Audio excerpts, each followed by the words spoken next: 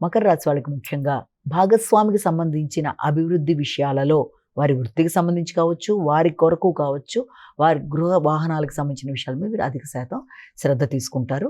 ముఖ్యంగా వారి యొక్క వాహనాలు నడిపేటప్పుడు కానీ, వారి కొరకు మీరు తీసుకునే నిర్ణయాల టైంలో కానీ కొంత ఘర్షణలకి అధికంగా అవకాశాలు, అలాగే వారి యొక్క ఆరోగ్య విషయంలో కావచ్చు, లేకపోతే వారి డ్రైవింగ్ చేసే విషయాల్లో కావచ్చు తగిన శ్రద్ధ అనేది అవసరం. అంటే భాగస్వామి వ్యవహారాల విషయంలో కావచ్చు, విద్యాపరమైన విషయాల్లో కావచ్చు, విద్యార్థుల విద్యకు సంబంధించిన విషయాల్లో, అలాగే ఏదైనా నూతన వసతి కొరకు, హాస్టల్ వసతి కొరకు కొత్త ప్రదేశాలలో వెడితే ఎలా ఉంటుందన్న విషయాల మీద అధిక శాతం దృష్టి కేటాయిస్తారు.